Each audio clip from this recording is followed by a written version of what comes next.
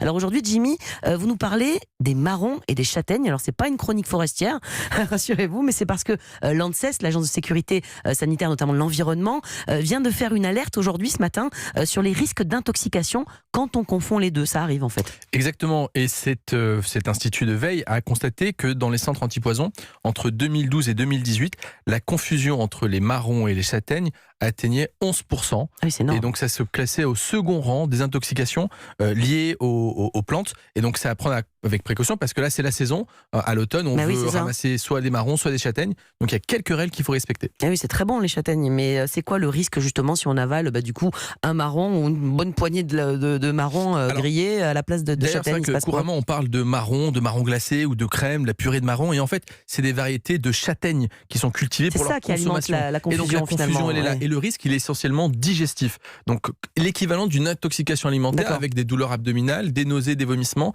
des troubles du transit, bref, quelque chose qui peut être compliqué, d'autant plus qu'on donne ça souvent aux enfants.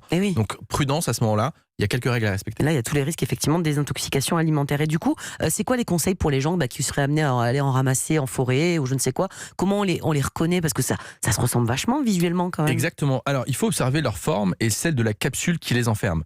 Celle des châtaignes, qu'on appelle bog, elle est plutôt brune, hérissée de nombreux et longs piquants et contient 2 à 3 châtaignes à la fois. Ah oui, à l'intérieur, il y en a plusieurs, d'accord. Exactement. Et à l'intérieur, la châtaigne est plutôt aplatie, petite et triangulaire, à distinguer de celle des marrons d'Inde, qui est plutôt épaisse, verte, pourvu de petits pics espacés et courts, et qui contient généralement un seul marron, plus gros et plus arrondi. Il y a aussi une chose qui peut vous aider, c'est la localisation de ces arbres. Les marronniers sont plutôt dans les villes, dans les parcs, dans les allées, dans les cours d'école, alors que les châtaigniers sont plutôt dans les bois, les forêts et les vergers. Donc avec tous ces petits conseils, vous pouvez peut-être essayer de les distinguer. On devrait y arriver, effectivement. Malheureusement, si on s'est trompé et qu'on en a avalé, on fait quoi? On réagit comme si on a eu une intoxication alimentaire? On appelle le 15? Enfin, je sais pas. Si vraiment il y a un signe de détresse immédiat, oui, vous pouvez appeler le 15. Néanmoins, alors peut-être n'appelez pas votre médecin généraliste parce qu'il est peut-être pas forcément le plus adapté, le plus au courant de tout ça. Par contre, il faut déjà prendre en photo ce que vous avez ramassé, ça permettra l'identification en cas de problème. Et puis il faut appeler tout simplement le centre anti-poison. Ils ont l'habitude de toutes les intoxications et ils pourront vous guider vers les urgences ou simplement vous donner un conseil. Merci beaucoup Jimmy pour tous ces conseils. Et tout de suite